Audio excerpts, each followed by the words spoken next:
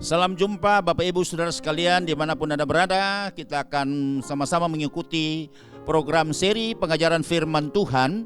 Shalom kami sampaikan dari Rumah Pemulihan Segala Bangsa, The House of Restoration for All Nations, yang terletak di Desa Kembe 1, Kabupaten Minahasa, Sulawesi Utara. Baik, kita masih tetap dalam topik kita, yaitu imamat rajani atau royal priesthood. Ayat dasar kita, pokok kita terambil dari surat 1 Petrus pasal yang kedua ayat 9 sampai dengan yang ke-10.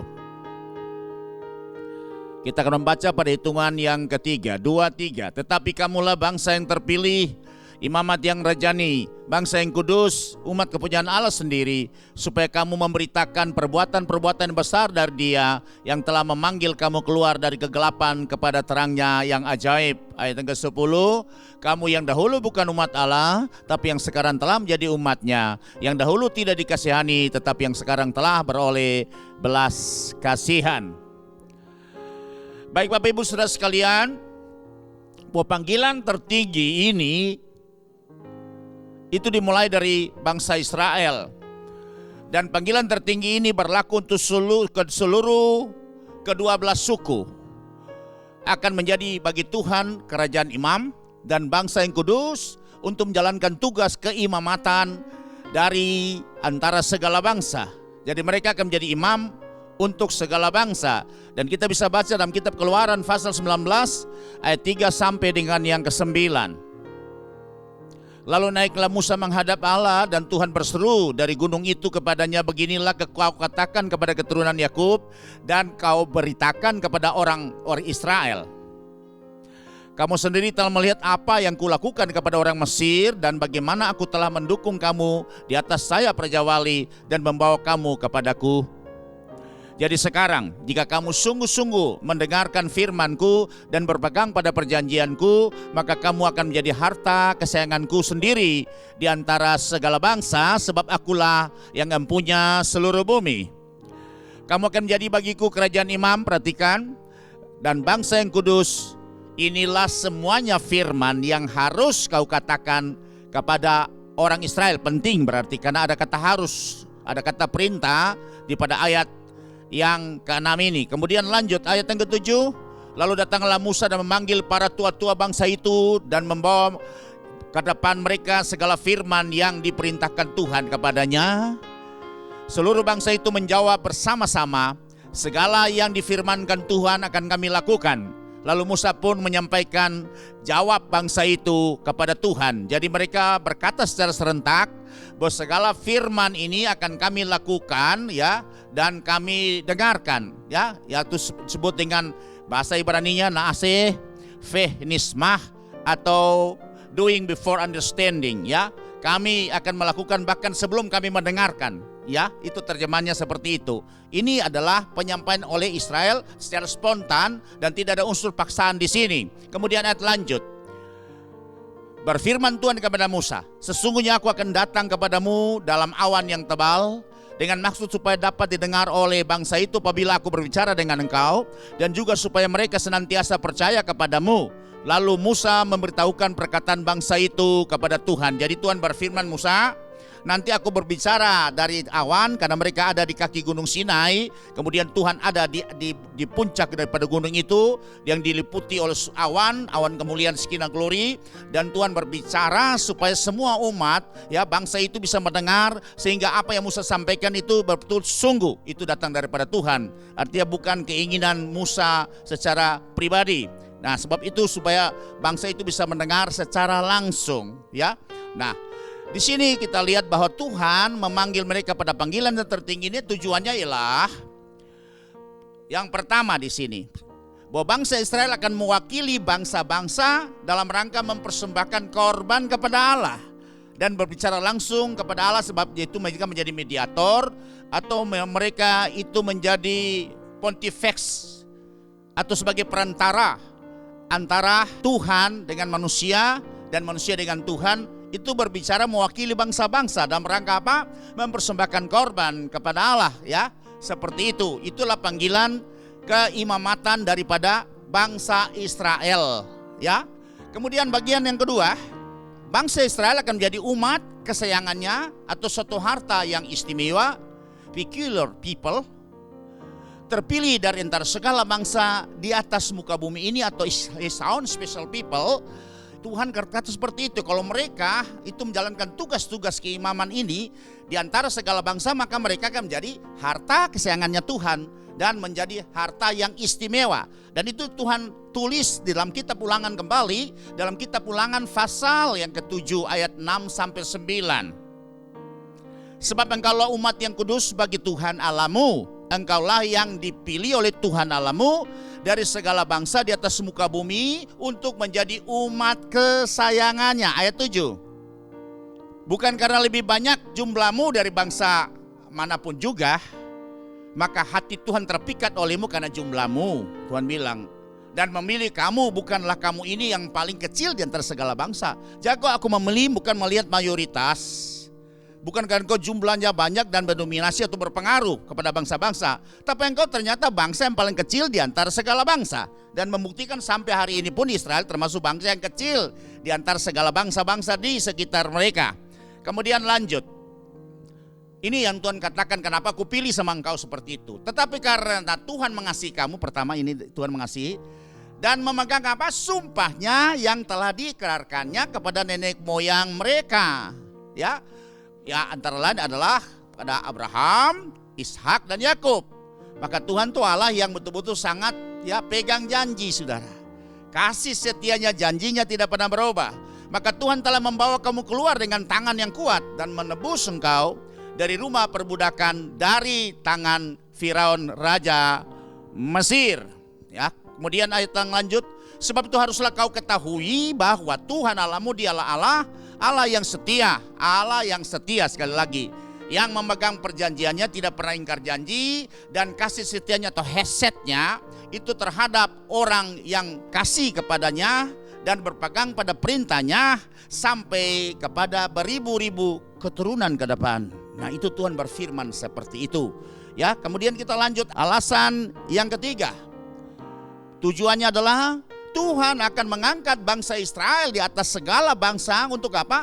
Menjadi terpuji, ternama dan terhormat kalau mereka secara baik, secara taat dan setia menjalankan tugas-tugas keimaman dan sebagai bangsa yang kudus yang tidak menyimpang ke kanan atau ke kiri, terus taat kepada Tuhan dan terus Tuhan akan menyertai mereka dengan kasih setianya dan janji Tuhan bahwa Tuhan akan menjadikan mereka menjadi bangsa yang terpuji, bangsa yang ternama dan bangsa yang terhormat. Dan kita bisa baca dalam kitab Ulangan pasal yang ke-26 ayat 18 sampai dengan ayat yang ke-19.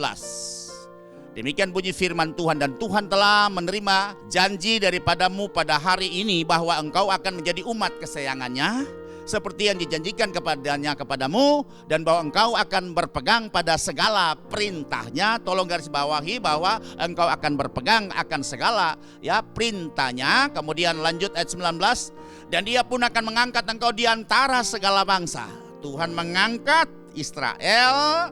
Kalau mereka tetap taat setia dan memegang janji Tuhan, tidak menyimpang ke kanan dan ke kiri, maka Tuhan akan mengangkat mereka di antara segala bangsa yang telah dijadikannya untuk menjadi terpuji, ternama dan terhormat. Maka engkau akan menjadi umat yang kudus bagi Tuhan Allahmu seperti yang dijanjikannya itu. Kemudian tujuan yang keempat, Tuhan menjadikan Israel, memanggil mereka dalam panggilan tertinggi ini untuk supaya Tuhan akan membuat segala bangsa di bumi akan takut kepada mereka atau Israel, karena nama Tuhan disebut atas mereka.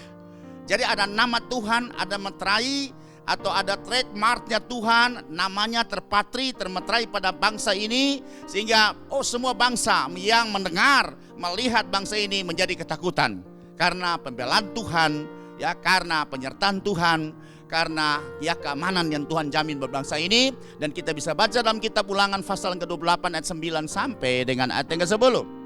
Luar biasa janji Tuhan ketika kalau mereka taat terus mengerti panggilan tertinggi dan mereka menggenapinya, sehingga semua itu bisa menjadi kesukaan Tuhan. Tuhan akan menetapkan engkau sebagai umatnya yang kudus seperti yang dijanjikannya dengan sumpah kepadamu, jika engkau berpegang pada perintah Tuhan Allahmu dan hidup menurut jalan yang ditunjukkannya. Ayat 10. Maka segala bangsa di bumi akan melihat bahwa nama Tuhan telah disebut atasmu dan mereka akan takut kepadamu. Luar biasa saudara, menjadi milik kesayangannya. Tuhan materaikan dengan namanya. Ada perlindungan, ada mendapat privilege, hak istimewa, dan pasti semua bangsa itu akan gemetar ya mendengar nama Israel, karena nama Tuhan ada termeterai terpatri pada bangsa ini, saudara. Demikian kita juga sekarang sama ya, karena kita analogi dengan bangsa Israel. Kemudian kita lihat ada tujuan yang kelima, ketika kalau mereka bisa dapat menggenapi semua panggilan tertinggi ini secara konsisten, maka janji Tuhan tujuan yang kelima adalah bahwa Tuhan akan mengangkat bangsa Israel menjadi kepala dan bukan ekor. Nah, saudara perhatikan janji ini, Tuhan itu janji berkat kepada Israel bahwa mereka akan mengangkat jadi kepala bukan ekor di antara segala bangsa. Dan mereka juga akan tetap naik dan bukan turun dari segala bangsa. Jadi mereka terus top di atas, terus di atas, menguasai semua bangsa, menjadi pemimpin dari segala bangsa. Ini janji itu. Jadi kalau kita bukan kepala dan ekor, itu janjinya kalau kita bisa mengerti panggilan tertinggi ya atas bangsa Israel, begitu juga kepada kita, setiap orang percaya kepada Kristus, untuk bisa menggenapi panggilan tertinggi ini, untuk bisa menjadi imam dan raja, membangun sistem kerajaan surga di bumi, maka kita akan diangkat oleh Tuhan menjadi kepala ya, berkuasa mendominasi ya atas segala bangsa-bangsa di muka bumi ini. Luar biasa janji Tuhan, dan kita bisa baca itu dalam kitab Ulangan pasal yang ke-28 ayat 13 sampai dengan ayat yang ke-14. Demikian bunyinya, Tuhan akan mengangkat engkau menjadi kepala dan bukan menjadi ekor. Engkau akan tetap naik dan bukan turun, jadi terus naik. Ya, sebab itu saudara perhatikan bahwa filosofi orang dunia bahwa hidup ini seperti putaran roda kereta. Ya, kadang-kadang kita di atas, kadang-kadang tengah, kadang-kadang di bawah. Ya, tapi kalau Tuhan bilang jalan orang benar, itu seperti fajar kian bertambah terang sampai rembang tengah hari. Berarti dia naik, bertahap tapi naik. Sedikit lama-lama jadi bukit. Jadi naik terus sampai mencapai ketinggian puncaknya. Karena Tuhan tidak bilang kita adalah orang yang ikut Yesus itu up down, naik turun, tidak ada, saudara. Jalan orang benar itu seperti fajar kian bertambah terang sampai rembang tengah hari. Dan Tuhan katakan juga kepada Israel bahwa engkau akan jadi kepala bukan ekor. Engkau akan tetap naik, tidak naik turun, saudara, tidak naik turun, naik bukan turun. Apabila engkau mendengarkan perintah Tuhan Allahmu yang kusampaikan pada hari ini, kau lakukan dengan setia. Perhatikan ada kata setia, ya, konsisten. Terus ya, tidak pernah berubah, tidak menyimpang ke kanan dan ke kiri, tapi melakukan sesuai dengan panggilan keimamatan ini untuk bisa menjadikan ya sebagai perantara untuk membawa bangsa-bangsa bisa mengenal Tuhan. Itu panggilan Israel, dan saya percaya lewat 1 Petrus 2 ayat 9 juga kita bangsa-bangsa yang tadinya tidak dia mendapat belas kasihan dari Tuhan, tapi sekarang telah mendapat belas kasihan dari Tuhan. Ya, berkat itu berpindah kepada bangsa-bangsa dan itu menjadi berkat buat saudara dan saya. Mari kita jalankan ya dengan betul rasa hormat kepada panggilan istimewa ini. Begitu penghargaan luar biasa Tuhan berikan kepada kita. Kita jalankan tugas-tugas keimamatan kita, maka kita percaya bahwa hidup kita, apapun aspek bidang kehidupan kita, pasti akan naik dan tidak turun. Percaya, bilang amin. Dan kita akan menjadi kepala mendominasi, bukan menjadi ekor. Ayat yang ke-14 kita akan baca. Dan apabila engkau tidak menyimpang ke kanan atau ke kiri, konsisten ya, dari segala perintah yang kuberikan kepadamu pada hari ini, dengan mengikuti Allah lain atau menyembah yang lain, mengandalkan yang lain, mengidolakan yang lain, dan beribadah kepadanya, maka semua janji Tuhan ini tidak akan berlaku. Semua janji Tuhan ini akan batal. Bahkan bukan berkat yang kita terima, tapi sebaliknya kutuk yang kita terima. Ya, perhatikan, tolong perhatikan betapa panggilan istimewa yang luar biasa, yang maha agung ini diberikan kepada kita sebagai bangsa-bangsa di luar Israel. Tadinya Israel, tapi mereka berubah setia, maka Tuhan mengganti ya panggilan yang luar biasa ini kepada bangsa-bangsa ya yang lain, yang termasuk dalamnya adalah saudara dan saya. Percaya, bilang amin. Kemudian kita masuk pada bagian berikut, bagian B dari pendahuluan ini, bahwa keimaman berubah menjadi terbatas. Tadinya kita tahu bahwa panggilan tertinggi ini tuh berlaku kepada semua suku Israel. Kan suku Israel itu 12 suku. Ya, dari Ruben yang paling sulung sampai yang paling bungsu itu adalah Benyamin. Itu panggilan berlaku seluruh untuk mereka menjadi imam, melakukan tugas-tugas keimamatan dari segala bangsa, ya. Tapi karena kita lihat keimamatan ini berubah menjadi terbatas pada satu golongan minoritas tentu, yaitu suku Lewi. Ya, khususnya Harun dan anak-anaknya. Itu kita bisa baca dalam kitab Keluaran 29 ayat yang pertama.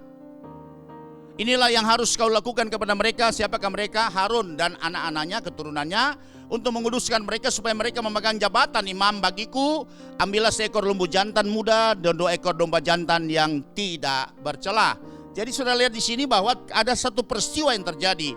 Makanya keimamatan yang tadinya berlaku untuk seluruh suku-suku Israel karena berubah menjadi terbatas pada suatu golongan minoritas tertentu, itu suku Lewi, khususnya Harun dan anak-anaknya, ya. Nah, kenapa? Persoalannya karena orang Israel itu berubah setia kepada Tuhan. Ya. Mereka ingkar janji, padahal kita tahu sebelum Tuhan mengikat, ya, mereka untuk bisa tugas-tugas keimamatan ini, tugas yang agung mulia ini, Tuhan membuat perjanjian dengan mereka yang diikat di kaki gunung Horeb, gunung Sinai, yang lalu kita sudah tahu, dan itu dicatat dalam kitab Keluaran pasal 24 ayat 1 sampai dengan 8. Dan di dalamnya itu kita tahu ada 10 firman yang diikat dengan Tuhan antara umat Israel dengan Tuhan, dan di mana Musa sebagai notaris pada saat itu, bagaimana ada 10 firman yang mereka ikat di kaki gunung Sinai, yang di dalam yang pertama adalah jangan ada di hadapanmu ilah lain selain aku adalah aku. I am who I am, atau sebut dengan YHWH, yaitu Yahweh Adonai Elohim. Tapi kenyataan saudara lihat apa yang terjadi? Apa yang terjadi? Ya, mereka berubah setia. Ketika Musa naik ke atas gunung Sinai, puncak gunung Sinai, ya, untuk Tuhan menulis semua perjanjian yang sudah diikat dengan mereka itu, Tuhan tulis di 2 loh batu dengan jari Tuhan sendiri. Tapi sebelum mencapai 40 hari Musa di sana, ya, orang Israel seluruh sudah mendesak kepada Harun saat itu supaya, ya, membuat Allah-allahan mengganti Allah yang mereka sembah karena Musa sudah mati di sana. Sehingga biarlah Allah-allahan ini yang mereka buat itu bisa akan menuntun mereka masuk sampai ke tanah perjanjian seperti yang sudah dijanjikan Tuhan kepada moyang mereka, itu Abraham, Ishak dan Yakub. Karena 3,5 juta orang mendesak Harun tidak berdaya, dan tua-tua saat itu juga tidak berdaya karena desakan orang Israel, bangsa Israel, ya, yang begitu luar biasa. Akhirnya mereka mengizinkan, ya, menunda-nunda, tapi waktunya sudah tidak bisa lagi ditolerir lagi. Mereka mengizinkan, dan akhirnya mereka tuangkan satu patung yang disebut dengan anak lembu yang dibuat dari emas, yang kita kenal ternyata itu namanya Apis, atau dewa yang biasa disembah oleh orang Mesir dan orang-orang Kanaan saat itu, ya, yang seperti itu. Dan mereka mulai sembah, mereka berpesta pora, mereka menari-nari, dan terjadi orgi atau seks massal saat itu. Dan kemudian Tuhan suruh Musa turun ke sana, dan kemudian terjadi peristiwa di mana sudah bisa tahu bahwa saat itu, ya, Tuhan memisahkan mana yang masih menyembah kepada Tuhan, mari datang ke sini, ya, dekat dengan Musa di depan pintu kemah. Sedangkan yang sudah menyembah berhala pisahkan, ya, jauh-jauh dengan yang sekarang masih berpihak, yang menguduskan diri kepada Tuhan. Kemudian Tuhan bicara lewat Musa, dan Musa perintahkan kepada semua tiap-tiap kepala suku, ikat pinggangmu, acungkan pedangmu, dan kemudian masuk dari satu tenda ke tendanya, bunuh keluarga, bunuh kerabatmu, bunuh semua familimu yang sudah menyembah anak lembu emas itu. Semua suku, dari mulai suku Ruben, Yehuda dan seterusnya, tidak bisa bergerak apa-apa. Mereka tidak sampai hati dan tidak mampu untuk melakukan itu. Tetapi satu suku bangkit, yaitu suku Lewi, ya. Dia bangkit berdiri, dan kemudian mereka ikat pinggang, dan kemudian acungkan pedangnya masuk ke tiap-tiap tenda yang sudah menyembah, ya, kepada dewa Apis itu. Dan hari itu tragedi terjadi di mana suku Lewi membunuh kira-kira 3.000 orang dari bangsa itu. Terjadi tragedi, dan mulai saat itu Lewi dipercayakan sebagai suku yang berpihak kepada Tuhan, mengkuduskan diri kepada Tuhan, dan dipercayakan sebagai tugas keimamatan ya, yang mengurus semua kepentingan daripada suku-suku yang lain untuk bisa datang menghadap Tuhan, membawa persembahan kudus dan berbicara kepada Tuhan, melakukan semua korban-korban penghapus dosa dan keselamatan. Itu dipercayakan kepada suku Lewi, dan lebih khusus lagi sebagai imam-imam yang melayani di ruang kudus dan ruang maha kudus itu dari keturunan ya Harun. Nah, terjadi Tuhan mengeliminir yang tadinya seluruh suku-suku Israel dipanggil dalam panggilan yang agung mulia ini, ya, menjadi imam dan raja, melangsungkan tugas keimamatan bagi seluruh bangsa-bangsa, ya, untuk membuat terang bagi bangsa-bangsa. Tapi dengan peristiwa tragedi, ya, penyembahan dewa Apis ini, anak lembu emas ini, maka hari itu, maka Tuhan berubah. Karena mereka berubah setia, makanya Tuhan pilih khusus hanya dari ya satu suku, yaitu suku Lewi, yang lebih khusus lagi Harun dan anak-anaknya untuk melangsungkan tugas keimamatan di dalam rumah Tuhan, membawa persembahan kepada Tuhan dan menjadi juru bicaranya Tuhan untuk menyampaikan kehendak Tuhan kepada semua bangsa Israel dari setiap suku pada saat itu. Itu Tuhan tulis dalam kitab Keluaran pasal yang ke-32. Kita bisa baca ayat yang ke-26 sampai ayat yang ke-28. Maka berdirilah Musa di pintu gerbang perkemahan itu serta berkata, perkemahan itu tabernakel, ya, tabernakel of meeting.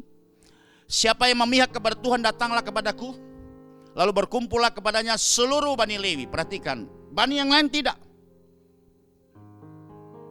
Tapi ayat ini berkata jelas bahwa ketika Musa menyampaikan ini, Tuhan yang berfirman, Musa pisahkan yang sudah menyembah dewa Apis dengan yang masih berpihak kepadaku. Dan ternyata bahwa seluruh suku Lewi itu berpihak kepada Tuhan.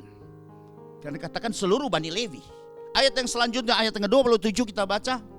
Berkatalah kepada mereka, beginilah firman Tuhan Allah Israel, baiklah kamu masing-masing mengikatkan pedangnya pada pinggangnya dan berjalan kian kemari melalui perkemahan itu dari pintu gerbang ke pintu gerbang, dan biarlah masing-masing membunuh saudaranya dan temannya dan tetangganya. Ini berat, saudara.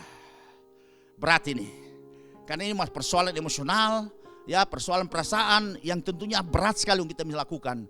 Dan kadang-kadang kita berhadapan Tuhan seperti ini. Bagaimana pilihan kita? Apakah mau berpihak kepada Tuhan? Ya, kadang-kadang seperti itu, saudara. Kita diperhadapkan seperti ini. Kadang-kadang kita mungkin dari satu golongan suku tertentu, ya mereka masih menyembah pada percayaan yang lama. Ya, kemudian kita sudah percaya Yesus dan akhirnya ya kita sudah tidak lagi mengikuti tata cara, ya, bagaimana ya kebiasaan tradisi mereka. Dan ini berat sekali. Kita pasti akan dicemooh, kita dikucilkan. Dan bagaimana ketika kita ada tengah-tengah mereka pada perayaan mereka, secara khusus hari-hari mereka yang mereka rayakan, kita ada di sana, bagaimana sikap kita? Apakah kita mengikuti karena toleransi, karena ya tenggang rasa, atau kita tetap konsisten bahwa saya sudah tidak bisa lagi melakukan seperti itu karena saya sudah percaya Yesus dan saya sudah menjadi orang Kristen dan semua yang dilakukan itu dilarang oleh Tuhan.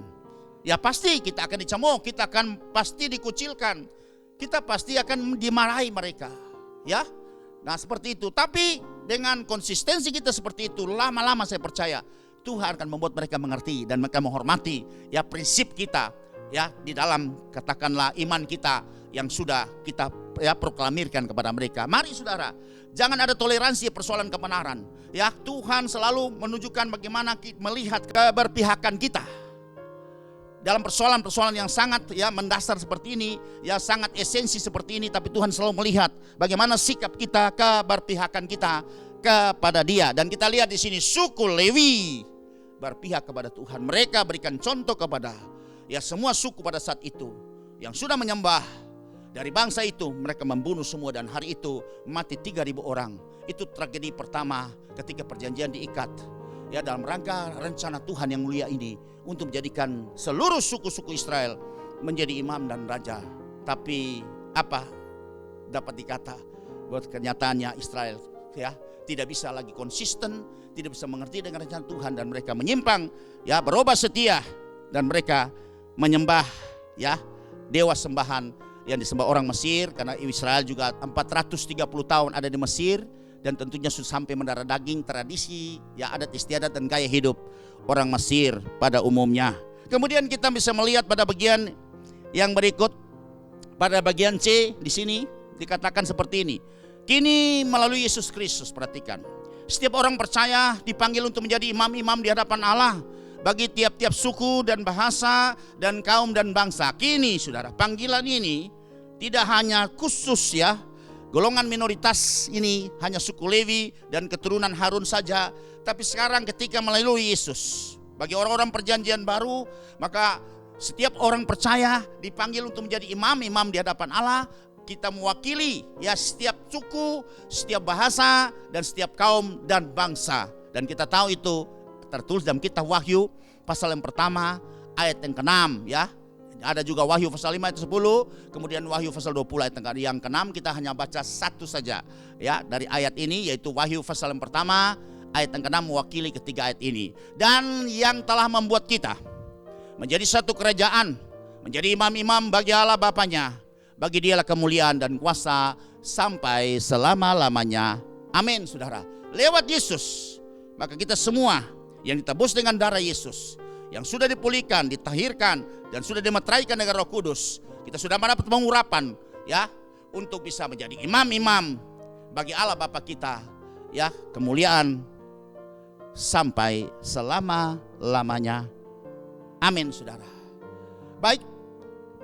Yang lalu pada 1 Romawi, pada pertemuan kita, itu pelajaran kita pada tanggal 5 September, telah kita belajar mengenai struktur kerajaan sorga di bumi.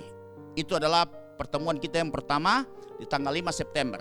Kemudian pertemuan kita yang kedua itu pada tanggal 12 September. Ya, kita masuk pada 2 Romawi, itu panggilan tertinggi membangun kerajaan imam.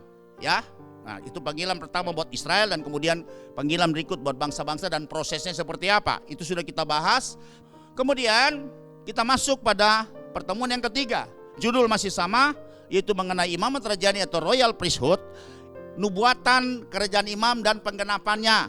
Nah, Bapak Ibu bisa lihat itu pada pelajaran materi kita pada tanggal 19 September tahun 2021 ya. Nah, sekarang kita masuk pada bagian yang keempat Romawi, yaitu di sini kehadiran Yesus dan pelayanannya di bumi.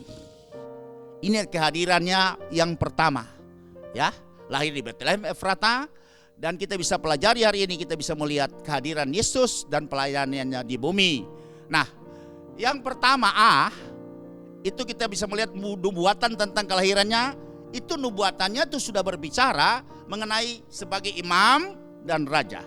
Jadi nubuatan tentang kelahiran Yesus, kehadiran Yesus di atas muka bumi ini, itu sebagai imam dan raja. Dan kita bisa baca di dalam kitab Nabi Yesaya pasal yang ke-9 ayat 1, 5, dan 6. Kemarin juga mungkin kita sudah membaca ayatnya, tapi saya tegaskan lagi ayat ini karena menyangkut nubuatan ya kepada Yesus yang lahir itu sebagai imam dan raja. Dikatakan seperti ini, bangsa yang berjalan dalam kegelapan telah melihat terang yang besar. Mereka yang diam di negeri kekelaman, atasnya terang telah bersinar. Jadi tugas keimaman juga adalah membawa terang kepada bangsa-bangsa yang berjalan dalam kegelapan, ya. Dan kita tahu bahwa karena seorang anak telah lahir, ayat 5, seorang anak telah lahir untuk kita, ya, Yesus ini nubuatan ke Yesus yang Bapak sampaikan lewat Nabi Yesaya. Seorang putra telah diberikan untuk kita, lambang pemerintahan ada di atas bahunya, dan namanya disebutkan orang penasihat ajaib, Allah yang perkasa, Bapa yang kekal, Raja Damai. Nah, sudah lihat di sini bahwa ini pemerintahan, ya, di sini pemerintahan, ya. Kemudian ada disebut dengan Raja Damai. Ayat yang ke-6. Besar kekuasaannya dan damai sejahtera tidak akan berkesudahan di atas takhta Daud. Bicara lagi Daud. Bicara Daud pasti bicara kerajaan, kingdom. Karena Daud ya menjadi raja atas Israel pada zamannya, dan juga ada hubungan antara ada benang merah atau mata rantai antara dinasti Daud, keluarga Daud dengan ya Yesus, punya garis keturunan. Dan di dalam kerajaannya, karena ia mendasarkannya dan mengokohkannya dengan keadilan dan kebenaran dari sekarang sampai selama-lamanya, kecemburuan Tuhan semesta alam akan melakukan hal ini. Demikian nubuatan ini, nubuatan mengenai raja atau kerajaan. Kemudian kita bisa lihat juga bahwa Yesus yang datang itu, seorang anak itu akan menjadi raja dan disebut dengan Raja Damai. Kemudian pada nubuatan yang kedua itu kita bisa baca dalam kitab Nabi Yeremia pasal yang ke-23 ayat 5 sampai dengan 6. Sesungguhnya waktunya akan datang, demikianlah firman Tuhan, bahwa aku akan menumbuhkan tunas adil bagi Daud. Tunas adil bagi Daud. Ya, saudara bisa lihat ini selalu bicara Yesus itu selalu ya tidak terlepas dari keturunan Daud atau tunas adil Daud. Dia akan memerintah sebagai raja. Nah, jadi ini nubuatan bahwa tunas Daud ini yaitu berbicara mengenai Yesus. Dia akan memerintah sebagai apa? Raja yang bijaksana dan akan melakukan keadilan dan kebenaran di negeri. Jadi nubuatan ini adalah nubuatan mengenai Yesus yang akan lahir, nanti akan sebagai raja ya di bumi ini. Kemudian juga pada pasal yang ke-33 ayat 14 sampai dengan 18 dari kitab Nabi Yeremia. Sesungguhnya waktunya akan datang, demikianlah firman Tuhan, bahwa aku akan menepati janji yang telah kukatakan kepada kaum Israel dan kaum Yehuda. Pada waktu itu dan pada masa itu aku akan menumbuhkan tunas keadilan bagi Daud. Nah, bicara mengenai kerajaan, ia akan melaksanakan keadilan dan kebenaran di negeri. Ayat 16. Pada waktu itu Yehuda akan dibebaskan dan Yerusalem akan hidup dengan tentram, dan dengan nama inilah mereka akan dipanggil Tuhan keadilan mereka, yang kita kenal Yahweh Sekinu. Ya. Kemudian ayat yang ke-17. Sebab beginilah firman Tuhan, keturunan Daud tidak akan terputus duduk di atas tahta kerajaan kaum Israel. Jadi dari mulai Daud sampai Yesus itu tidak terputus terus dari keturunan Daud.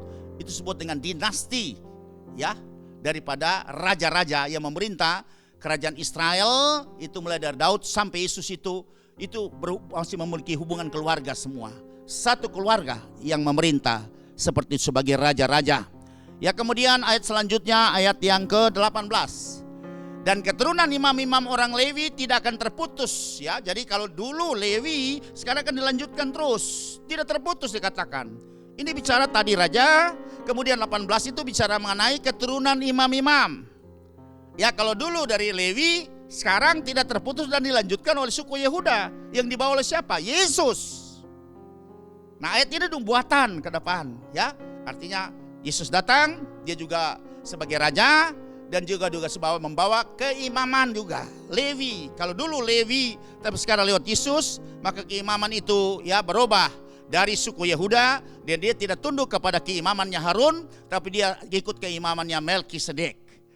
Tidak akan terputus mempersembahkan korban. Memang tugas imam itu mempersembahkan korban di hadapan Tuhan, mewakili bangsa-bangsa, dan membakar korban sajian dan mengorbankan korban sembelihan sepanjang masa. Perhatikan, sepanjang masa terjadi terus. Tugas keimaman ini yang ya dilakukan oleh Yesus, dan tentunya akan ditindaklanjuti oleh kita-kita ya, adalah pengikutnya, orang-orang yang dipercayakan untuk melanjutkan sampai Yesus datang pada kali yang kedua. Saudara masuk orang yang terpercaya, orang yang terpilih, terpanggil, dan menjadi orang yang istimewa di hadapan Tuhan. His own special people. Haleluya saudara. Betapa kita orang berbahagia. Kemudian kita akan melihat nubuatan yang ketiga dari kitab Nabi Mika, pasal yang kelima ayat yang pertama. Tetapi engkau hai Bethlehem Efratah, hai yang terkecil di antara kaum-kaum Yehuda, jadi kecil, daripadamu akan bangkit bagiku seorang yang akan memerintah Israel. Berarti akan menubuatan dengan raja. Ya, kalau dulu sudah Daud memerintah atas Israel dari suku Yehuda juga, tapi ini nubuatan ini mengarah kepada Yesus yang permulanya sudah sejak purbakala, sejak dahulu kala. Ya, karena punya garis keturunan dengan Daud sebagai raja pada saat itu. Dan kita akan masuk pada bagian 4 Romawi B. Kalau tadi nubuatan tentang kelahiran Yesus itu sebagai imam dan raja, dan sekarang kita masuk pada bagian B, itu pemberitahuan tentang kelahiran Yesus sebagai imam dan raja. Ya. Jadi pemberitahuan kelahiran Yesus sebagai imam dan raja. Kalau tadi nubuatan ya tentang kelahirannya Yesus sebagai imam dan raja, tapi kalau sekarang saatnya ya nubuatan itu digenapi, makanya pemberitahuan tentang kelahiran Yesus sebagai imam dan raja. Dan yang pertama adalah oleh malaikat Tuhan. Kita akan baca dalam Injil Lukas pasal yang pertama ayat 26 sampai 33. Betapa luar biasa saudara rahasia imaman terjadi ini. Dalam bulan yang ke-6 Allah menyuruh malaikat Gabriel pergi ke sebuah kota di Galilea bernama Nazaret. kepada seorang perawan yang bertunangan dengan seorang bernama Yusuf dari keluarga Daud. Nama perawan itu Maria. Jadi Yusuf itu ayah tiri sebenarnya daripada Yesus itu. Sudah lihat, itu keturunan Daud. Maria pun keturunan Daud. Nah, kemudian ayat selanjutnya, ketika malaikat itu masuk ke rumah Maria berkata, "Salam, hai engkau yang dikaruniai, Tuhan menyertai engkau." 29. Maria terkejut mendengar perkataan itu, lalu bertanya dalam hatinya, apakah arti salam itu? Kata malaikat itu kepada, "Jangan takut hai Maria, sebab engkau beroleh kasih karunia di hadapan Allah, mendapat kepercayaan." Ya, mendapat favor daripada Tuhan sendiri ya. Kemudian ayat selanjutnya 31, "Sesungguhnya engkau akan mengandung dan akan melahirkan seorang anak laki-laki, dan hendaklah engkau namai dia Yesus." Ayat 32, "Ia akan menjadi besar dan akan disebut anak Allah yang Maha Tinggi. Dan Tuhan Allah mengaruniakan kepadanya tahta Daud." Perhatikan, berarti raja. Bapa leluhurnya, ayat yang terakhir 33. "Dan ia akan menjadi raja," ya jelas, "atas kaum keturunan Yakub sampai selama-lamanya." Ya, dan kerajaannya tidak akan berkesudahan. Nah, pemberitahuan bahwa yang dinubuatkan oleh para nabi itu sekarang digenapi, dan Tuhan percayakan engkau Maria, ya, tunangan yang Yusuf yang belum pernah berhubungan, dan kemudian benih Roh Kudus ditaruh dan lahir Yesus sang juru selamat dunia itu. Jadi malaikat datang, Gabriel datang beritakan, Tuhan milih kau Maria sebagai alatnya untuk bisa menyatakan semua rencananya. Jadi akan lahir nanti, ya, bayi dalam kandungan kau beri nama Yesus, dan dia akan menjadi raja atas kerajaan Israel, ya. Dan kerjaannya, kerajaan surga, bukan hanya kerajaan Israel saja, ya, dan juga menjadi rata atas keturunan Yakub sampai selama-lamanya, dan kerajaannya tidak berkesudahan. Nah, demikian kita lihat pemberitahuan pertama bahwa Yesus yang lahir itu sebagai raja. Ya, kemudian bagian yang kedua itu pemberitahuan oleh orang-orang Majus dari timur. Ya, dan perkirakan orang-orang Majus ini itu ya raja-raja dari Media Persia. Ya, berapa teolog juga menyelidiki, ternyata ada raja yang nama Melkior. Majus itu raja Arabia. Kemudian ya, nanti kita tahu persembahannya itu ada emas. Kemudian ada raja Berhasar, raja Ethiopia. Dia mempersembahkan kemenyan. Dan kemudian raja Kaspar, raja Tarsus, yang mempersembahkan mur. Saya pernah baca salah satu buku, ada yang keempat juga namanya Artaban. Tapi dia berhalangan sehingga akhirnya dia tidak bisa ketemu sama Yesus pada saat waktu lahir. Tapi dia ketemu dengan Yesus pada saat Yesus disalib, dan dia bisa melihat kemuliaan itu. Ya, itulah orang Majus yang keempat yang disebut dengan Artaban. Saya pernah baca salah satu buku, dan itu bukan kanonisasi, saudara, ya, segera pengetahuan saja. Nah, kemudian kita bisa melihat bahwa pemberitahuan tentang kelahiran Yesus akan sebagai imam dan raja itu oleh orang Majusi, dan kita tahu itu tertulis dalam Injil Matius pasal yang kedua ayat pertama sampai dengan yang ke-11, ya. Saya senang kita harus membaca ayat ini semuanya untuk kita bisa mengerti, karena kita belajar.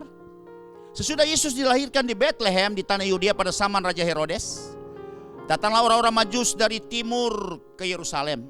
Yang tadi saya sudah sampaikan, mereka dari ya kerajaan Media dan Persia. Kemudian mereka itu adalah orang-orang yang ahli astrologi, ya, melihat bintang-bintang kemudian berhubungan, dan mereka lihat ada satu bintang ini pasti yang lahir ini raja. Ya, kemudian mereka pergi. Ayat yang kedua, dan bertanya-tanya di manakah dia raja orang Yahudi. Jadi mereka tahu bahwa ya yang lahir ini dengan ada tanda di langit itu bahwa dia raja. Dia punya kapasitas seorang raja, dan dia adalah raja orang Yahudi yang baru dilahirkan itu. Kami telah melihat bintangnya di timur dan kami datang untuk menyembah dia. Ayat yang ketiga kita baca. Ketika Raja Herodes mendengar hal itu, terkejutlah ia beserta seluruh Yerusalem. Yang keempat, maka dikumpulkannya semua imam, kepala dan ahli Taurat bang Yahudi, lalu dimintanya keterangan dari mereka di mana Mesias akan dilahirkan. Mereka berkata kepadanya, di Bethlehem tanah Yudea, karena demikian ada tertulis dalam kitab Nabi. Dan engkau Bethlehem, tanah Yudea, ya engkau sekali-kali bukanlah yang terkecil di antara mereka yang memerintah Yehuda. Karena daripadamulah akan bangkit seorang pemimpin yang akan menggembalakan umatku Israel. Jadi dari Yehuda, ya satu daerah terkecil itu di Bethlehem Efrata yang tadi sudah dibuatkan oleh kitab ya Nabi Mika pasal 5 ayat yang pertama itu, akan bangkit seorang pemimpin yang akan menggembalakan atau merajai ya untuk kerajaan Israel umatku. Lanjut ayat yang ke-7. Lalu dengan diam-diam Herodes memanggil orang-orang Majusi itu dan dengan teliti bertanya kepada mereka bila mana bintang itu nampak. Nah kemudian ayat yang ke-8. Kemudian dia menyuruh mereka ke Bethlehem, katanya pergi dan selidikilah dengan seksama hal-hal mengenai anak itu, dan segera sesudah kamu menemukan dia kabarkanlah kepadaku supaya aku pun datang menyembah dia. Lihat betapa liciknya Herodes ya. Dia tahu ini ada seorang raja yang sudah dibuatkan oleh Nabi, dia sudah panggil ahli Tauratnya, dia ahli kitabnya, dia panggil semua ya menguasai kitab para Nabi, dan kemudian ahli Taurat berkata sudah dinubuatkan oleh Mika pasal 5 ayat 1 bahwa nanti akan lahir seorang anak yang akan mengembalakan kaum Israel. Jadi dia terjadi apa? Persaingan. Sebab itu dia pesan, kasih tahu ya, kalau kamu sudah ketemu dengan anak itu, aku juga akan datang untuk menyembah dia. Ayat yang ke-9. Setelah mendengar kata-kata raja itu, berangkatlah mereka dan lihatlah bintang yang mereka lihat di timur itu mendahului mereka hingga tiba dan berhenti di atas tempat di mana anak itu berada. Ketika mereka melihat bintang itu, sangatlah bersukacitalah mereka, ini para orang-orang Majusi. Maka masuklah mereka ke dalam rumah itu dan melihat anak itu bersama Maria ibunya, lalu sujud menyembah dia. Mereka pun membuka tempat harta bendanya dan mempersembahkan persembahan kepadanya, yaitu 1 emas, yang kedua kemenyan, dan ketiga mur, saudara. Jadi saudara di sini ya, kalau kita melihat biasanya gambar-gambar yang ada pada Natal, kartu-kartu Natal itu ya, orang Majus datang tuh Tuhan Yesus ya, bayi Yesus tuh dengan Maria dan Yusuf masih di kandang, saudara.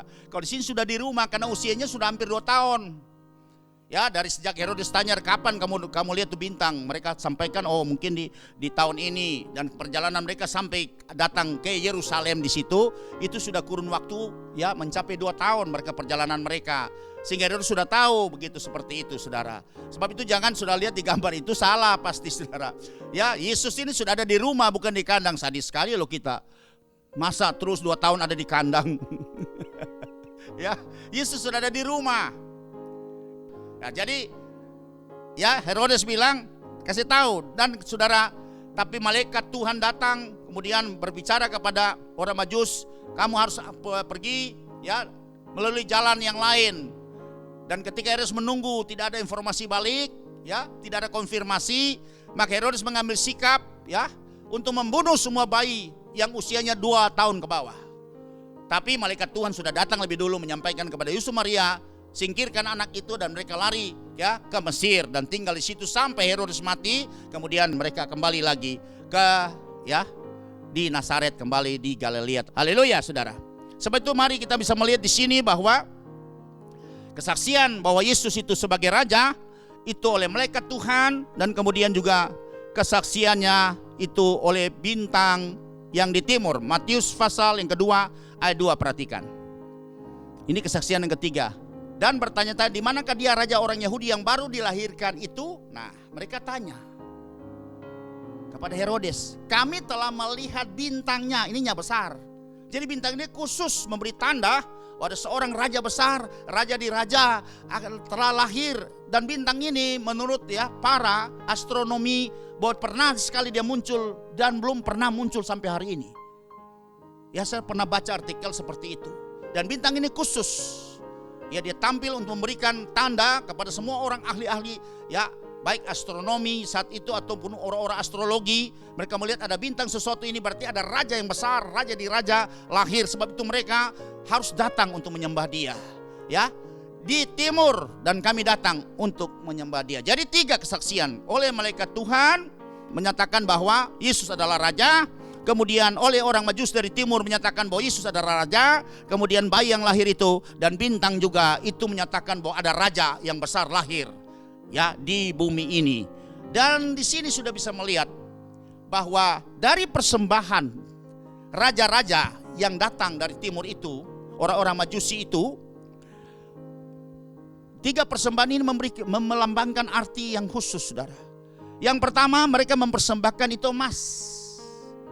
Dan emas itu melambangkan bahwa bayi Yesus itu akan menjadi raja yang agung atau raja di raja.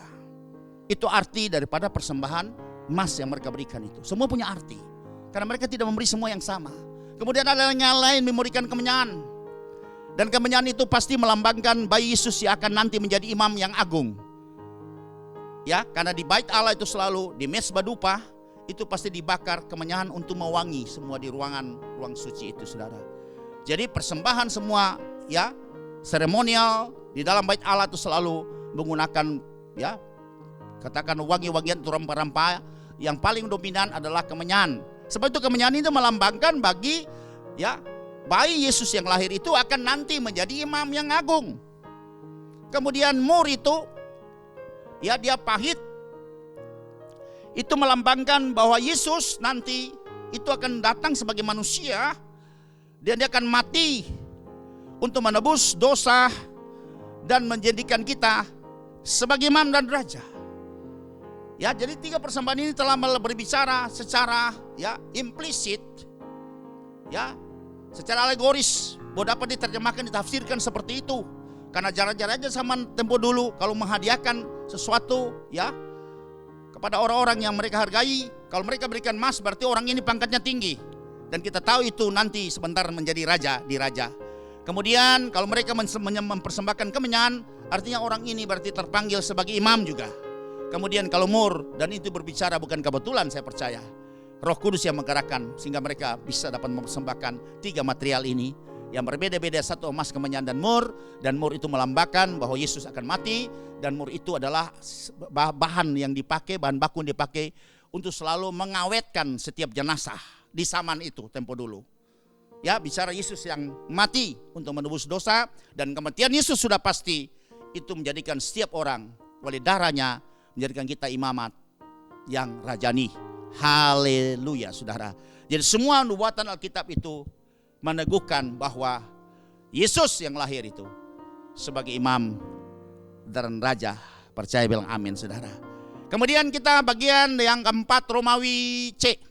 Pelayanan Yesus di muka bumi sebagai juga imam dan raja, saudara. Luar biasa, ketika saya menyiapkan materi saya kagum. Ya, ini 4 kali 4 bagian dari pertemuan kita dengan topik yang sama, itu imamat yang rajani atau royal priesthood. Dan saudara perhatikan baik di sini. Yang pertama C1 ini. Di sini kita bisa melihat Yesus mengajar di Nazaret tentang pengutusan dia sebagai imam seperti yang dibuatkan oleh Nabi Yesaya. Jadi sudah Yesus mengajar di beberapa kota, kemudian dia singgah di tempat kelahirannya yaitu di Nazaret, dan kemudian dia masuk di rumah ibadah sinagog pada saat itu. Kalau bait Allah ada Yerusalem, tapi ke Nazaret itu artinya ya sinagog tempat ibadah orang Israel tapi yang kecil. Dan Yesus masuk di situ untuk mengajar di situ. Dan kita bisa baca dalam Injil Lukas pasal yang keempat ayat 16 sampai 21. Itu ada nubuatan Nabi Yesaya yang menubuatkan mengenai keimaman Yesus. Ia datang ke Nazaret, tempat ia dibesarkan, dan menurut kebiasaannya pada hari Sabat ia masuk ke rumah ibadat lalu berdiri hendak membaca dari Alkitab. Ayat 17, kepadanya diberikan kitab Nabi Yesaya. Saya percaya bukan kebetulan, pasti Yesus yang minta untuk Nabi Yesaya. Dan setelah dibukanya ia menemukan nas di mana ada tertulis, Roh Tuhan ada padaku, oleh sebab ia telah mengurapi aku. Ya, sudah lihat orang yang dipakai oleh Tuhan, ya tugas-tugas pelayanannya untuk mendapat otoritas kuasa harus diurapi. Jadi imam juga harus diurapi untuk menyampaikan kabar baik kepada orang-orang miskin. Dan ia telah mengutus aku untuk memberitakan pembebasan kepada orang-orang tawanan dan penglihatan bagi orang-orang buta, untuk membebaskan orang-orang yang tertindas, untuk memberitakan tahun rahmat Tuhan telah datang, saudara. Kemudian ayat selanjutnya 20. Kemudian yang menutup kitab itu memberikannya kembali kepada pejabat, lalu duduk, dan mata semua orang dalam rumah ibadat itu tertuju kepadanya. Ayat 21 yang terakhir, lalu ia memulai mengajar mereka, katanya, pada hari ini genaplah nas ini sewaktu kamu mendengarnya. Artinya Yesus beritahukan begini, hari ini apa yang dibuatkan oleh Yesaya, ya, telah digenapi dan ini orangnya, ya, yang telah dinubuatkan itu ada di tengah-tengah kamu. Nah, mari kita lihat sebagai pembandingnya, ya, karena ayat yang dibukakan dari kitab Nabi Yesaya, dan kita akan lihat kitab Nabi Yesaya pasal yang ke-61 ayat yang pertama dan yang kedua. Ini nubuatan kepada Yesus. Dan Yesus berkata, hari ini nas yang aku baca ini telah digenapi, karena yang menggenapi orangnya ada di depan kamu. Kurang lebih seperti itu bahasa sederhananya. Demikian kata firman Tuhan, Roh Tuhan Allah ada padaku, oleh karena Tuhan telah mengurapi aku. Ia telah mengutus aku untuk menyampaikan kabar baik ya, Injil, artinya kepada orang-orang sengsara, dan merawat orang-orang yang remuk hati, untuk memberitakan pembebasan kepada orang-orang tawanan, dan kepada orang-orang yang terkurung kelepasan dari penjara. Inilah tugas-tugas yang disampaikan bahwa Yesus dinubuatkan datang untuk menyelenggarakan tugas seperti ini, ya, untuk bisa menolong orang seperti ini, menyampaikan kabar baik kepada orang semua yang punya persoalan, ya, terikat dengan persoalan mereka, dengan masalah mereka, dengan kutuk, dengan kenajisan, dengan dosa, ya, kesalahan baik dari moyang maupun mereka yang tidak berdaya, dan hari ini mereka menjadi orang yang betul-betul, ya, berjalan dalam kegelapan, ya, hidup di bawah kekelaman, dan Tuhan Yesus datang untuk bisa membebaskan mereka. Ayat 6 yang kedua, untuk memberitakan tahun rahmat Tuhan, artinya pintu rahmat Tuhan, pintu pertobatan, pintu kemurahan Allah itu telah terbuka. Ya, Yesus sudah sampaikan di sini aja dan ditutup kita kembali. Padahal ayat ini ada lanjutannya, dan hari pembalasan Allah kita. Kan Yesus datang bukan untuk menghakimi saat itu. Dia datang untuk menyelamatkan, bukan untuk menghakimi. Sebab itu dia tidak sebutkan ayat ini. Dia hanya baca dari Yesaya 61 ayat 2 bagian A saja, dan dia tutup itu kitab Nabi Yesaya kembali. Dia kembalikan kepada pejabat yang ada di sinagog itu. Dan kita tahu kenapa? Karena Yesus belum berbicara bahwa kehadiran dia saat itu, kedatangan yang pertama, bukan sebagai hakim untuk menghakimi, tapi dia datang sebagai juru selamat, sebagai imam, ya, dan untuk bisa melayani orang-orang, ya, yang terikat, yang punya persoalan, yang sudah tidak punya masa depan, tidak ada pengharapan lagi, yang hidup, ya, sekarat seperti itu, akan ditolong. Ada kabar baik buat mereka, bahwa aku datang bisa menolong mereka, memulihkan mereka, mengangkat mereka, melepaskan mereka dari semua persoalan mereka itu, mengeluarkan mereka dari lumpur dosa seperti itu. Ya, sebab itu sudah bisa melihat di sini. Apa sih tugas ini? Kita akan baca pada ayat yang ke-6. Tetapi kamu akan disebut imam Tuhan dan akan dinamai pelayan Allah kita. Kamu akan menikmati kekayaan bangsa-bangsa dan akan memegahkan diri dengan segala harta benda mereka. Artinya bahwa apa yang dibaca, dimuatkan oleh kitab Nabi Yesaya ini, itu adalah pelayanan keimaman. Seorang imam ini punya tugas utama adalah bagaimana bisa melayani orang-orang yang sekarat seperti itu, yang terikat, yang tidak punya masa depan, yang broken heart, yang hancur, ya, yang punya kepahitan, yang sakit hati, dendam, ya, yang miskin dan semua aspek hidupnya, untuk ditolong mereka. Dan pelayanan ini pasti disebut dengan pelayanan diakonia. Kemudian yang kedua adalah tugas utama menyampaikan kabar baik atau kabar keselamatan, bahwa tahun rahmat Tuhan telah terbuka, pintunya lebar kepada setiap orang yang percaya kepada orang utusan ini, yaitu Yesus. Dan mereka pasti akan diselamatkan, mereka pasti akan diangkat hidupnya, mereka pasti akan ditolong seperti itu. Dan ini adalah tugas keimaman. Sebab itu di sini sudah bisa melihat di sini bahwa pelayanan Yesus di bumi itu bicara pertama, ya, bagaimana Yesus berbicara kepada orang-orang yang ada di kota kelahirannya itu Nazaret, ya, bahwa dia datang itu seperti yang dinubuatkan Nabi Yesaya, itu fungsi, tugas, fungsi, tanggung jawabnya itu sebagai imam. Sebagai imam, saudara perhatikan, ya. Nah, apa buktinya saudara lihat di sini? Jelas saudara lihat. Kita akan melihat ada dua contoh saya angkat di sini. Pada hari Sabat, Yesus berjalan dengan murid-muridnya yang sudah dia pilih, murid-muridnya 12 orang kita tahu, ya, yang sebentar nanti dipersiapkan untuk jadi rasul, sebagai nanti orang-orang yang dipercayakan untuk bisa meletakkan dasar gereja yang akan diutus dari mulai Yerusalem, ya, seluruh Yudea, Samaria sampai ujung bumi. Ya, dan kita tahu apa yang terjadi, saudara. Itu tertulis dalam Injil Matius pasal yang ke-12 ayat 1 sampai 8. Ya, kita akan membaca ayatnya. Pada waktu itu, pada hari Sabat, perhatikan hari Sabat, berarti orang istirahat, tidak boleh ada kegiatan, saudara. Umumnya, ya, semua orang pada hari Sabat harus beristirahat. 6 hari bekerja, hari yang ke-7 harus istirahat. Karena hari itu dipersiapkan untuk kita bisa membangun hubungan dengan Tuhan. Karena di hari itu juga Tuhan akan memberkati setiap umat. Ya, jadi kerja 6 hari, istirahat 1 hari. Tuhan juga tahu saudara, ada waktu istirahat. Kayak mesin juga mesti ada istirahat saudara. Jadi manusia juga diberikan istirahat, supaya istirahat. Ya, rohnya bisa betul-betul bisa membangun hubungan dengan Tuhan. Jiwanya diistirahatkan, ada refreshing. Kemudian tubuh juga istirahat. Ya, 6 hari kerja, 1 hari harus istirahat. Disitulah bagaimana Tuhan akan mengalirkan berkat Tuhan secara luar biasa. Sebab itu sudah lihat bahwa 1 hari yang dikhususkan dalam 1 minggu itu khusus supaya Tuhan bisa menyalurkan berkatnya buat kita. Sebab itu jangan pakai lagi sudah 1 hari yang kita persiapkan itu Tuhan siapkan, kita pakai lagi untuk tujuan kita yang tidak perlu. 6 hari sudah cukup bagi kita saudara. Ya, kita harus adil dengan Tuhan ya. Kemudian kita lihat di situ pada waktu itu hari Sabat. Yesus berjalan di ladang gandum. Karena lapar, murid-muridnya memetik bulir gandum dan memakannya. Jadi kalau sudah lihat di sini memang ayat ini sepertinya ya serta-merta atau langsung otomatis petik habis makan. Padahal tidak saudara. Itu ada proses pasti ya. Itu mesti diproses itu. Gandum tuh kayak padi, masa sudah bisa makan? Itu kan mesti diirik dan seterusnya, diolah, ya pasti jadi roti dan seterusnya. Jadi prosesnya panjang itu. Tapi berarti mereka banyak bekerja saat itu untuk mengolah gandum ya, atau benih bulir gandum yang mereka petik itu. Kemudian yang kedua, melihat itu berkatalah orang-orang Farisi kepadanya, lihatlah murid-muridmu berbuat sesuatu yang tidak diperbolehkan pada hari Sabat. Betul memang, ini peraturannya.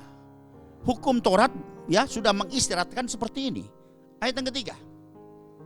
Tetapi jawab Yesus kepada mereka, tidakkah kamu baca apa yang dilakukan Daud ketika ia dan mereka yang mengikutinya lapar? Tuhan angkat kembali peristiwa Daud di mana Daud ke Nob, mereka kekurangan makanan, Daud dan pengikutnya. Kemudian Daud datang menghadap imam di sana, yaitu Ahimelek bin Ahitub, minta makanan, dan kemudian imam katakan kepada Daud, ya, bahwa tidak ada makanan selain ada roti kudus di dalam rumah Tuhan. Kemudian apa sudah lihat? Daud minta roti itu. Pada roti itu harus dimakan oleh imam. Kalau orang yang tidak punya jabatan imam makan roti kudus pasti mati. Dia mati saat itu. Tapi Daud minta saudara. Ya. Kemudian Daud bawa roti itu dan membagi-bagi ke semua pengikutnya. Dan semua mereka makan. Daud makan, mereka makan, dan mereka tidak mati. Dan ini sudah berbicara mengenai nubuatan. Bahwa ternyata Daud itu sudah juga dia sebagai imam saat itu. Dia belum menjadi raja. Berarti Samuel mengurapi dia. Di antara ke-7 saudara laki-laki, itu pengurapan oleh Samuel itu adalah pengurapan imam. Dipersiapkan untuk jadi raja. Sebab kalau Daud tidak mengalami pengurapan imam, dia makan roti di Nob itu pasti mati. Karena hukum Taurat berkata demikian saudara. Ya, Nadab Abihu saja, ya imam besar yang bertugas di ruang suci, mereka mengambil api asing dan mereka mati di ruang itu sudah. Karena mereka melangkahi atau menyimpang seperti aturan yang telah Tuhan tetapkan saat itu. Jadi persoalan ini sangat penting sekali saudara. Tuhan itu ketat sekali dalam persoalan ini. Menyangkut dengan jabatan keimaman, tolong perhatikan baik. Ya, karena jabatan keimaman ini menentukan sekali keselamatan bangsa-bangsa yang ada sekarang saudara. Sebetulnya Tuhan Yesus kembali mengangkat contoh Daud. Daud kan gak mati. Berarti Daud imam. Ya, lanjut ayat keempat. Bagaimana yang masuk ke dalam rumah Allah dan bagaimana mereka makan roti sajian yang tidak boleh dimakan baik olehnya maupun oleh mereka yang mengikutinya kecuali oleh imam-imam. Roti ini memang akan diganti pada hari Sabat. Ya, karena imam di dalam bait Allah, ruang suci itu tidak pernah istirahat. Jadi yang tidak pernah istirahat, yang tidak tunduk kepada hukum Sabat itu adalah orang yang menjabati jabatan imam. Dan saat itu hanya berlaku bagi suku Lewi dari keturunan Harun. Tapi Daud kan orang Yehuda. Tapi itu sudah merupakan profetik bahwa Daud itu akan dipersiapkan mengacu kepada Yesus nanti. Itu mengarah kepada Yesus. Sudah menubuatkan mengenai Yesus nanti. Dia kan juga sebagai imam besar. Dia tidak dari keturunan Lewi, tapi dia dari keturunan Yehuda seperti Daud adanya. Ya, jadi kecuali imam. Jadi Daud makan dan pengikutnya nggak mati. Berarti Daud imam saudara di sini. Ya, Tuhan buktikan bahwa Daud itu imam. Ya, oke, ayat yang kelima. Atau tidak kamu baca dalam kitab Taurat bahwa pada hari-hari Sabat imam-imam melanggar hukum Sabat di dalam bait Allah. namun tidak bersalah. Artinya imam yang bekerja di dalam bait Allah itu menyiapkan ya roti diganti di meja roti pertunjukan, 6 kiri 6 kanan diganti dengan roti yang baru, roti yang lama mereka akan makan. Kemudian ya mereka harus tambah minyak di pelita emas, sepit sumbunya. Kemudian ya mengangkat abu dari bekas ukupan di mesbah dupa. Kemudian taruh dengan rempah-rempah yang baru. Itu imam punya kerja pada hari Sabat. Ya, itu pada hari Sabat mereka kerja itu. Jadi imam itu tidak ada namanya kata istirahat. Imam tidak mengalami pensiun. Imam kerja sampai akhir hidupnya. Itu tugas imam. Karena imam itu tidak tunduk kepada hukum Sabat. Semua jabatan lain di luar imam tetap harus tunduk kepada Sabat. Kalau mereka bekerja melakukan kegiatan, mereka pasti akan dihukum mati. Tapi hukum Sabat ini tidak berlaku kepada orang yang punya jabatan imam. Tolong perhatikan baik saudara. Ini nubuatan yang luar biasa. Kemudian ayat yang ke-6. Aku berkata kepadamu, di sini ada yang melebihi bait Allah. Siapa dia? Ya Yesus. Ya, kemudian dia sudah berkata profetik ke depan ini. Karena bait Allah itu tidak lagi dalam gedung, tapi bait Allah itu adalah mulai dari Yesus, ya, mati dan bangkit. Kemudian jadi bait Allah yang pertama, dan kita juga pengikutnya. Kalau kita juga lewat mati, dikuburkan dan bangkit bersama-sama dengan Yesus lewat baptisan seperti Roma 6 ayat 3 dan 4, maka kita akan juga menjadi bait Allah berikut, di mana roh Allah akan diam dalam hidup kita. Ayat yang ke-7. Jika memang kamu mengerti maksud firman ini, yang kuhendakilah belas kasihan dan bukan persembahan, tentu kamu tidak menghukum orang yang tidak bersalah. Ayat yang ke-8. Karena anak manusia adalah Tuhan atas hari Sabat. Ya, jadi Yesus sudah mulai bernubuat lagi. Nanti ya bicara Sabat itu 1 hari, dan itu merupakan 1000 tahun bagi manusia, di mana dia akan jadi Tuhan di sana. Ya, dia jadikan the King of Kings dan Lords of Lords ada di dalam kerajaan 1000 tahun. Ini nubuatan semua Yesus sampaikan. Ini sekarang dia akan nanti jadi Tuhan atas hari Sabat, dan itu dia profetik mengenai kerajaan 1000 tahun nanti. Jadi sudah lihat di sini, kalau kita melihat bahwa Yesus itu kalau dia bersalah kepada Taurat, maka dia jadi orang berdosa. Tidak mungkin orang berdosa tebus orang berdosa. Ya sama aja, gak ada gunanya. Tapi pasti Yesus itu yang satu pribadi yang pernah terlahir di atas muka bumi sebagai manusia, dan dia itu tidak bercacat kepada Taurat. Sebab itu disebut dengan domba yang tidak bercacat. Dan kita bisa baca dalam surat Galatia pasal 4 ayat yang ke-4. Tetapi setelah genap waktunya, maka Allah mengutus anaknya, siapa? Yesus, yang lahir dari seorang perempuan sebagai manusia biasa dan takluk kepada hukum Taurat. Takluk kepada hukum Taurat, dia tunduk. Ya, tidak bersalah kepada hukum Taurat. Nah, di sini saudara susah lihat. Jadi Yesus tidak bersalah kepada hukum Taurat, tapi kalau dia bekerja pada hari Sabat, dia salah. Tapi ternyata sudah lihat, kenapa dia tidak disalahkan? Dia ambil contoh seperti Daud, dan dia mengangkat kembali bagaimana tugas imam-imam di dalam bait Allah ketika hari Sabat. Mereka tidak pernah berhenti bekerja. Mereka tidak tunduk kepada hukum Sabat, dan mereka ya tetap bekerja. Dan berarti memberikan pengertian buat kita bahwa Yesus yang datang itu, selain dia sebagai raja, dia juga adalah sebagai imam. Percaya bilang amin. Dia adalah imam. Adalah imam. Kemudian kita bisa lihat juga, ya, pada bagian yang B, bahwa Yesus sebagai imam itu penyembuhan pada hari Sabat di kolam Bethesda.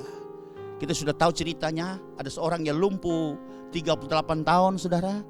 Kemudian dia menunggu di situ dengan sabar, karena pernah terjadi kalau air kolam itu, dia datang malaikat Tuhan menggoncangkan air itu, maka kemudian siapa yang lebih dulu terjun ke dalam kolam itu akan disembuhkan. Pernah terjadi. Dan orang yang lumpuh ini 38 tahun, dia lumpuh, dia mengalami sakit lumpuh, menunggu di situ. Dan kemudian Yesus datang pada hari Sabat itu. Yesus masuk di tempat itu, dan kemudian Yesus bertanya, maukah engkau sembuh? Dan dia memberi alasan bahwa tidak ada orang bisa mengangkat ketika air digoncangkan. Maka yang pertama turun itu akan mengalami kesembuhan, tapi saya pasti terlambat karena saya lumpuh dan tidak berdaya. Tapi Yesus katakan, maukah engkau sembuh? Kemudian Yesus bilang, angkat tilammu dan berjalanlah. Dan hari itu terjadi, di mana orang itu, ya, dia meloncat kegirangan karena 38 tahun dalam penantiannya, ya, dia menjadi, ya, kembali dipulihkan, mujizat terjadi buat dia. dia menjadi normal kembali, kakinya dikuatkan kembali, dan kemudian dengan sukacita diangkat tilamnya, dia pikul dan dia loncat-loncat di sekitar dia di tempat itu, bahkan dia ada dalam bait Allah, dan itu melanggar hukum Sabat. Dan Yesus ada di sana dan mereka tanya, siapa yang menyembuhkan engkau? Ya, terjadi peristiwa seperti itu dan membuktikan saudara, Yesus melanggar hukum Sabat. Berarti Yesus jabatannya adalah imam. Kapan diurapi? Pada saat waktu Yohanes membaptis Yesus dengan air. Kemudian Yesus juga ya dibaptis dengan Roh Kudus sebagai pengurapan Roh Kudus turun atasnya. Sudah lihat. Dan disitulah Yesus diangkat menjadi imam saat itu. Haleluya saudara. Firman tidak pernah salah, luar biasa rahasianya. Sebab itu kita lihat Yesus seakan-akan bersalah kepada ya hukum Taurat karena bekerja melakukan kegiatan pada hari Sabat, dan kita tahu ternyata Yesus itu jabatannya adalah imam. Sebab itu sudah lihat di dalam pelayanan di bumi, maka Yesus itu punya kapasitas sebagai imam. Haleluya saudara. Kemudian yang kedua, ya kedua A di sini, Yesus itu dalam ya dia datang, ada pemberitaan pokok yang disampaikan adalah Injil Kerajaan Allah. Ya, Injil Kerajaan Allah berarti saat ini ada kabar baik mengenai Kerajaan Allah akan kembali dibangun, ditegakkan di bumi untuk mengambil pemerintahan yang selama ini sudah dikuasai oleh iblis. Kerajaan Allah ini, dan dia adalah sebagai rajanya. Kita akan baca dalam Injil Lukas pasal yang ke-4 ayat 43 sampai 44. Banyak ayat karena ini ada banyak rahasia yang harus kita tahu. Tetapi ia berkata kepada mereka, juga di kota-kota lain aku harus memberitakan Injil Kerajaan Allah. Sebab untuk itulah aku diutus. Tolong perhatikan, sebab untuk itulah aku diutus. Untuk bisa menyampaikan ya berita kabar baik ini. Bahwa kerajaan surga sekarang, kerajaan Allah sekarang akan dibangun segera. Dan aku diutus untuk membangun itu. Dan aku diutus untuk mengembalikan kuasa kerajaan itu. Untuk bisa mengalahkan semua kuasa-kuasa yang berkuasa saat itu, yaitu kuasa kegelapan. Dan kita bisa baca itu di dalam Injil Markus pasal yang pertama ayat 38-39 ada punya hubungan di sini. Yang saya mau jelaskan saudara, perhatikan. Jawabnya, marilah kita pergi ke tempat lain, ke kota-kota yang berdekatan, supaya di sana juga aku memberitakan Injil. Injil apa? Injil Kerajaan Allah, karena untuk itu aku telah datang. Ayat 39. Lalu pergilah ia ke seluruh Galilea dan memberitakan Injil di rumah-rumah ibadat, Injil Kerajaan Sorga atau Kerajaan Allah, dan mengusir setan-setan. Tolong saudara lihat, mengusir setan-setan. Mengusir setan-setan ini harus dengan kuasa Kerajaan Allah.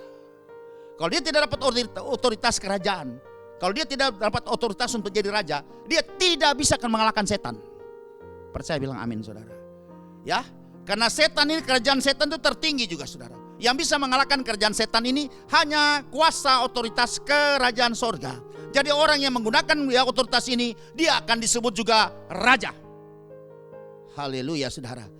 Sebab itu saudara lihat, untuk menguatkan kita akan baca Injil Lukas pasal yang ke-11 ayat yang ke-20. Tetapi jika aku mengusir setan dengan kuasa Allah, maka sesungguhnya kerajaan Allah sudah datang kepadamu. Jadi berarti kuasa mengusir setan itu adalah kuasa dia pakai adalah kuasa kerajaan. Orang yang memiliki otoritas kuasa kerajaan itu disebut dengan raja. Percaya bilang amin. Sebab itu di sini jelas saudara lihat. Yesus datang memberitakan Injil Kerajaan Allah, bahwa sekarang kerajaan surga sudah dekat dan sekarang persiapannya untuk dipulihkan kerajaan itu menguasai seluruh dunia ini, bumi ini. Dan aku datang juga sebagai rajanya. Memang secara representatif Yesus belum membangun itu. Tapi kuasa otoritas domainnya sudah dibangun untuk bisa mengambil alih kuasa-kuasa penghulu dunia yang gelap, ya kuasa-kuasa penguasa di udara, ya untuk menaklukkannya. Nanti secara representatif nanti Yesus datang pada kali yang kedua membangun kerajaan 1000 tahun di bumi. Yesus sebagai raja di raja dan kita juga sebagai raja-raja dan imam bersama dengan dia memerintah selama 1000 tahun lamanya. Haleluya saudara. Harapan saya saudara dan saya ketika peristiwa itu terjadi, kita ada di sana betapa sukacita kita menjadi orang berbahagia, orang yang beruntung. Haleluya. Kemudian bagian 2B. waktu sudah mendekati ya selesainya Yesus pelayanan 3,5 tahun di bumi, ya dia naik keledai muda masuk di kota Yerusalem, saudara. Dan dia dielulukan di Yerusalem. Lukas 19 ayat 36 sampai 38, saudara bisa baca ya ayatnya dari perikopnya, tapi saya langsung ambil 2 ayat ini. Dan sementara Yesus mengendarai keledai itu, mereka menghamparkan pakaian di jalan. Ini raja besar, raja dirajakan lewat. Ayat 37, ketika dekat di Yerusalem, di tempat jalan menurun dari Bukit Zaitun, mulailah semua murid yang mengiringi dia bergembira dan memuji Allah dengan suara nyaring oleh karena segala mujizat yang telah mereka lihat. Ayat 38, kata mereka, diberkatilah dia yang datang sebagai apa?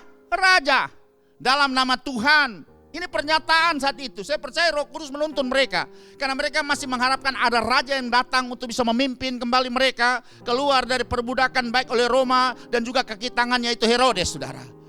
Damai sejahtera di sorga dan kemuliaan di tempat yang maha tinggi. Mereka elu-elukan, ini raja, raja telah datang.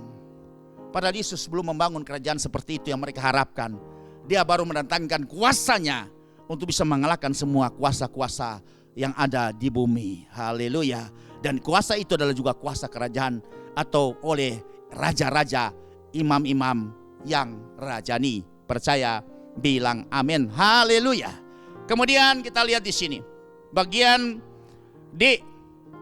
Kalau tadi kita sudah nubuatan tentang kelahirannya sebagai imam dan raja, kemudian B-nya pemberitahuan tentang Yesus Kristus juga sebagai imam dan raja, kemudian yang ketiga pelayanannya di bumi juga sebagai imam dan raja, dan kemudian ya kita lanjut pada 4 Romawi D ini, kematiannya juga memberi kesaksian Yesus itu sebagai imam dan raja. Luar biasa sekali, saudara. Perhatikan ya, D yang pertama, darah Yesus tercurah pada salib di Bukit Golgota menjadikan Yesus adalah imam besar. Ya, kita bisa baca dalam surat Ibrani pasal ke-9 ayat 11 sampai 15. Tetapi Kristus telah datang sebagai imam besar. Jadi dia datang sebagai apa? Imam besar. Untuk hal-hal yang baik yang akan datang. Ia telah melintasi kemah yang lebih besar dan lebih sempurna. Dulu kemah dibuat tangan manusia, tapi dibuat oleh tangan Tuhan sendiri. Yang bukan dibuat oleh tangan manusia artinya tidak termasuk ciptaan yang ini, buatan manusia. Ayat yang ke-12. Dan dia telah masuk satu kali untuk selama-lamanya ke dalam tempat yang kudus, bukan dengan membawa darah domba jantan seperti yang dilakukan oleh imam-imam orang Lewi, ya, dari keturunan Harun, membawa domba setiap tahunnya, terus domba jantan penghapus dosa umat dan dosa imam itu sendiri. Tapi Yesus ini membawa sekali saja, saudara, dengan membawa darah domba jantan, ya, bukan dengan darah anak lembu, tetapi dengan membawa darahnya sendiri. Perhatikan, dan dengan itu ia telah mendapat kelepasan yang kekal. Jadi Yesus sebagai imam besar untuk menghadap ya tata kasih karunia, dia tidak bawa darah anak domba jantan atau dia bawa darah anak lembu jantan, tapi dia membawa darah anak domba Allah, yaitu darahnya sendiri. Dia masuk sebagai imam besar, membawa darahnya ya sebagai korban grafirat pendamaian antara Bapa dengan manusia, dan Yesus sebagai imam, sebagai perantaranya. Dan kita lihat di sini berarti fungsi Yesus datang di dalam kematian itu ketika darahnya tercurah, berarti dia membawa ya korban grafirat pendamaian antara umat manusia yang sudah berdosa, yang sudah kehilangan kemuliaan Allah, untuk dipulihkan kembali menjadi imam dan raja. Percaya, bilang amin, saudara. Ayat selanjutnya pada ayat 13. Sebab jika darah domba jantan dan darah lembu jantan dan percikan abu lembu muda menguduskan mereka yang najis, sehingga mereka disucikan secara lahiriah. Ini bagi orang Israel dulu, keimamannya Lewi itu disucikan secara lahiriah, saudara. Bagaimana dengan kita sekarang? 14 lewat Yesus. Betapa lebihnya darah Yesus Kristus, yang oleh roh yang kekal telah mempersembahkan dirinya sendiri kepada Allah sebagai persembahan yang tak bercacat, akan menyucikan hati nurani kita dari perbuatan-perbuatan yang sia-sia, supaya kita dapat beribadah kepada Allah yang hidup, untuk bisa menghadap Tuhan langsung tanpa perantara lagi. Karena Yesus sudah jadi perantara kita sebagai imam yang besar, yang membawa korban penghapus dosa bagi umat manusia adalah darahnya sendiri, darah Yesus. Harapan saya sudah bisa mengerti betapa orang perjanjian baru itu orang yang luar biasa, saudara. Kalau orang Israel lewat keimaman Harun, ya lewat Lewi, itu membawa darah anak lembu jantan, membawa darah domba jantan, ya. Tapi kita ya diselamatkan masuk dalam rencana yang besar ini. Ya, Yesus sebagai imam besar membawa ya darah grafirat, darah pendamaian, itu darahnya sendiri. Makanya Petrus katakan, darah penebusan itu adalah darah yang mahal, darah yang mahal, yang tidak bercacat celah. Harapan saya saudara mengerti, ya. Saudara harus mengerti ini, betapa luar biasa panggilan kita sebagai imam dan raja, dan Yesus sudah rintis seperti itu. Ayat 15, karena itu ia adalah pengantara, pontifex, dari suatu perjanjian yang baru, supaya mereka yang telah terpanggil dapat menerima bagian yang kekal yang dijanjikan. Sebab ia telah mati untuk menebus pelanggaran-pelanggaran yang telah dilakukan selama perjanjian yang pertama. Jangan mati Yesus.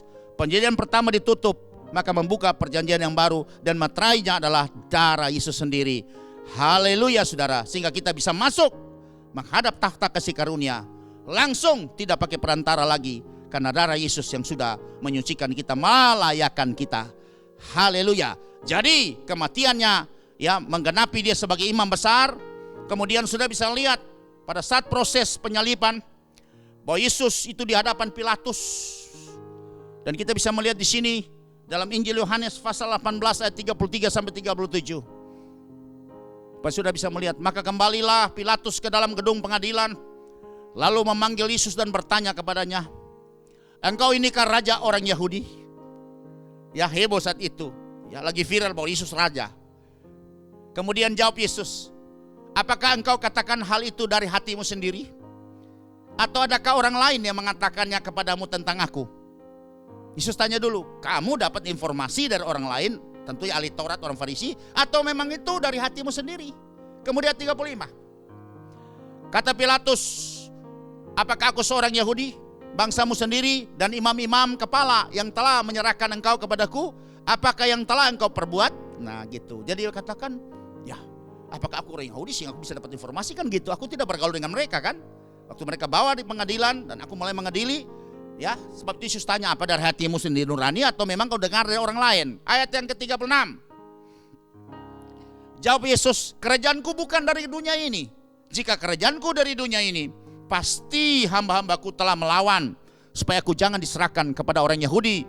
Akan tetapi kerajaanku bukan dari sini, karena kerajaan dia dari sorga, datang untuk mengambil alih semua sistem yang ada di bumi ini, ditaklukkan di dalam sistem kerajaan sorga. Ayat yang ke-37 saudara baca, ada profetik luar biasa. Maka kata Pilatus kepadanya, jadi engkau adalah raja? Nah, Pilatus menegaskan lagi. Dan ini dari hati nurani keluar. Saya percaya Roh Kudus juga menjamah dia. Jawab Yesus, engkau mengatakan bahwa aku adalah raja.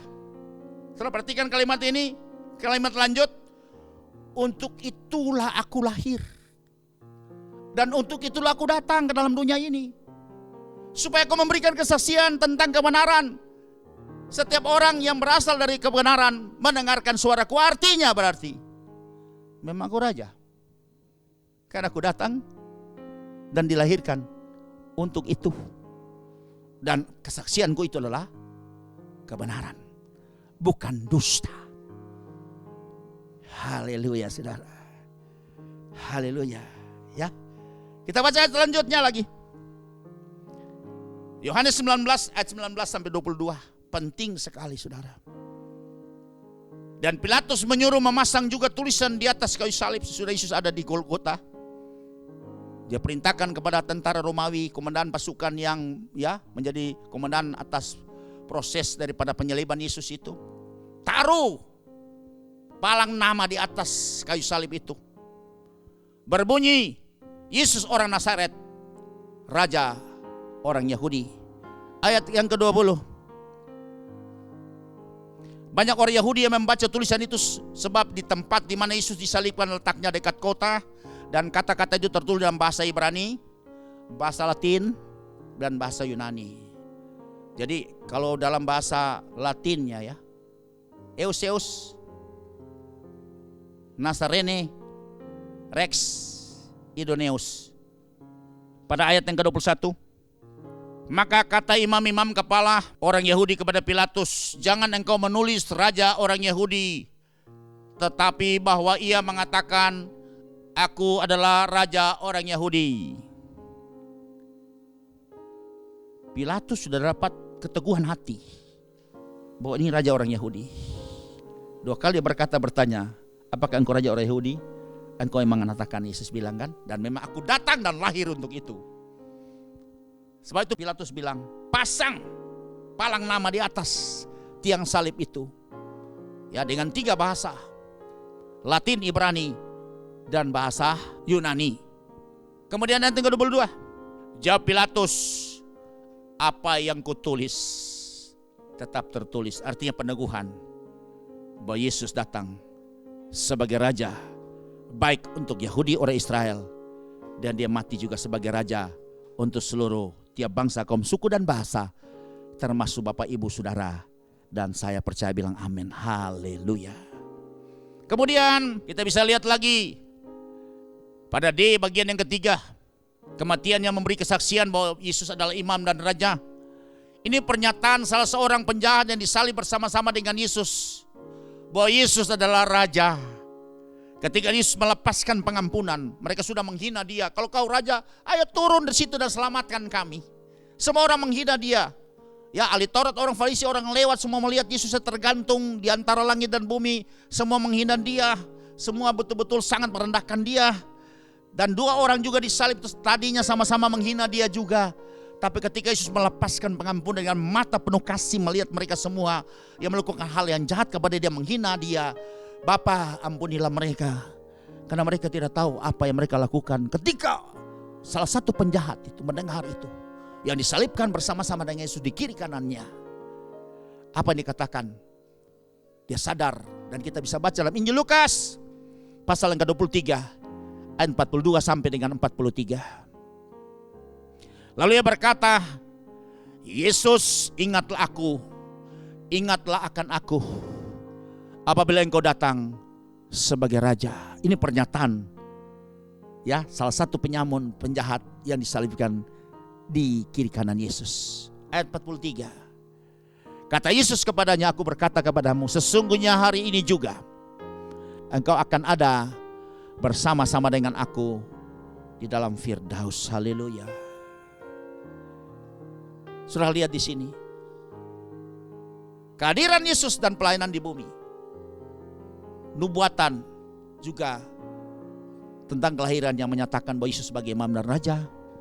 Kemudian pemberitahuan tentang kelahiran Yesus juga sebagai imam dan raja oleh malaikat Tuhan, oleh orang-orang Majus dari timur, oleh bintangnya dari timur.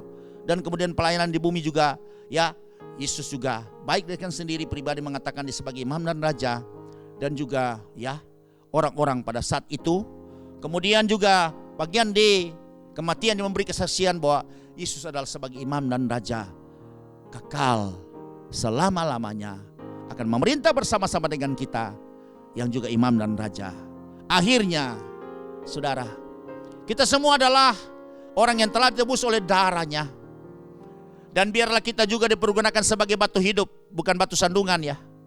Yesus sebagai batu penjuru, kita sebagai batu hidup untuk, ya, dipakai sebagai pembangunan suatu rumah rohani bagi suatu imamat kudus untuk mempersembahkan persembahan rohani yang karena Yesus Kristus berkenan kepada Allah.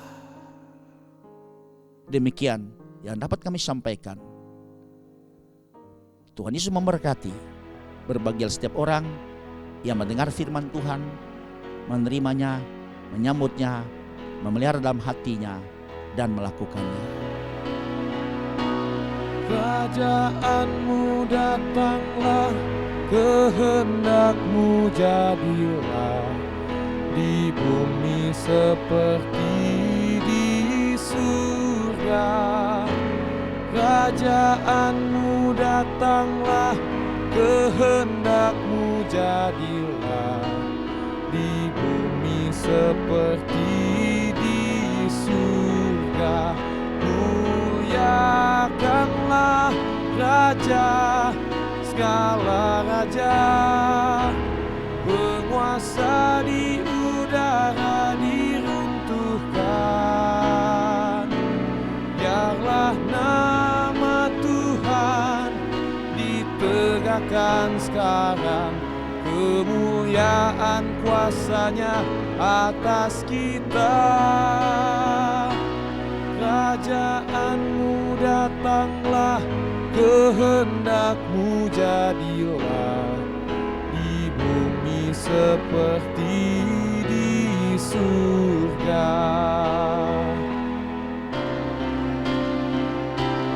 Kerajaan-Mu datanglah, kehendak-Mu jadilah, di bumi seperti di surga. Kerajaan-Mu datanglah, kehendak-Mu jadilah, di bumi seperti di surga. Muliakanlah Raja, segala raja, penguasa di udara diruntuhkan. Biarlah nama Tuhan ditegakkan sekarang, kemuliaan kuasa-Nya atas kita. Kerajaan-Mu datanglah, kehendak-Mu jadilah, di bumi seperti di surga. Di bumi seperti di surga. Di bumi seperti di surga. Kita berdoa. Bapa yang baik, yang telah memberikan kami pengertian demi pengertian. Hamba terbatas dalam menguraikan dan menyampaikannya. Tapi hamba percaya Roh Kudus yang ada pada kita semua, yang sudah mengurapi telinga kita, yang mengurapi pendengaran kita, yang mengurapi mata kita, yang mengurapi pikiran kita. Biarlah memeteraikan firman ini bersetiap kami yang sudah mendengar kebenaran firman Tuhan ini, supaya tidak akan berlalu dengan percuma, tetapi yang logos ini bisa menjadi rema, dan dia bisa menaruh perhatian sehingga menangguhkan kita, bisa menguatkan kita, bahwa kita semua terpanggil dalam panggilan yang luar biasa ini, panggilan tingkat tinggi, panggilan yang mulia dan agung ini sebagai imam-imam dan raja. Terima kasih Bapa dalam surga. Kami percaya firman tidak akan lalu dengan percuma. Sebab itu ketika firman disampaikan, maka pemulihan terjadi. Ketika firman disampaikan ada gairah yang baru. Taruh kami pada setiap pribadi untuk lapar dan haus akan kebenaran. Dan kami percaya kami menjadi orang yang berbahagia. Karena firman itulah kekal, dan firman itulah roti hidup yang turun dari surga, bisa menguatkan roh kami, jiwa kami, bahkan berdampak kepada tubuh kami untuk menjadi sehat-sehat, kuat-kuat dan diberkati oleh Tuhan. Hari ini hamba percaya kalau ada yang sakit disembuhkan oleh Tuhan di dalam nama Tuhan Yesus, oleh bilur-bilur Tuhan Yesus. Jadilah sembuh. Kalau engkau yang tawar hati kembali dibuat semangat kembali, berapi-api rohmu bernyala-nyala untuk bisa melayani Tuhan. Yang punya persoalan masalah apa saja, baik dengan hubungan suami istri, dengan anak-anak dalam keluarga atau kesehatannya, dipulihkan oleh Tuhan, diberikan jalan keluar. Yang datang dengan beban berat akan memperoleh kelegaan yang daripada Tuhan. Yang datang dengan keterikatan pula dengan kelepasan yang daripada Tuhan, datang dengan duka cita pula dengan sukacita yang daripada Tuhan, karena Kristus jawaban dan tidak pernah kekurangan cara untuk menyelesaikan persoalan umat manusia. Kami percaya hari ini semua kebutuhan kita dipenuhi oleh Tuhan, semua apa yang jadi kebutuhan kita akan tersedia oleh Tuhan, karena adalah Tuhan Yehova Jireh, El Shaddai, Maha Kuasa, penjamin kita, pemelihara kita. Di akhir daripada pertemuan kami pada malam hari ini, kami serahkan semua ini ke dalam tangan-Mu Tuhan. Kami percaya kami akan berpisah, tapi kami tidak akan berpisah dengan tangan yang hampa, tapi ada berkat spesial yang Tuhan siapkan buat kami. Sebab itu dengan iman kami akan mengangkat, menadahkan tangan kami, dan kami siap menerima berkat yang datang dari Bapa kami yang sungguh mengasihi kami. Bapak, saudara-saudara yang Tuhan Yesus kasihi, terimalah berkat Tuhan Yesus akan memelihara dan memberkati engkau dan melindungi engkau dimanapun engkau pergi dan berada. Tuhan Yesus akan menyertai engkau dengan wajahnya dan memberikan engkau kasih karunia. Engkau akan menjadi orang yang berjalan dalam favor of God, mercy of God, kebajikan kemurahan yang mengikutimu sepanjang umur hidupmu. Engkau akan menjadi orang yang unggul, excellent di bidangmu masing-masing. Engkau diberi kemampuan supranatural untuk bisa mendengar suara Tuhan. Engkau menjadi orang yang extraordinary. Tuhan Yesus akan menghadapkan wajahnya kepada kita semua dan memberikan damai sejahtera yang berkelimpahan yang ada dalam pikiran kita, yang terpelihara dalam hati dan roh kita. Terimalah berkat ini sekarang, seterusnya, bahkan sampai selama-lamanya, di dalam nama Bapa, Tuhan Yesus dan Roh Kudus. Semua kita yang terima berkat Tuhan ini sama-sama katakan amin. Amin. Tuhan Yesus memberkati. Kita ketemu pada seri pengajaran firman Tuhan pada minggu yang akan datang. Shalom.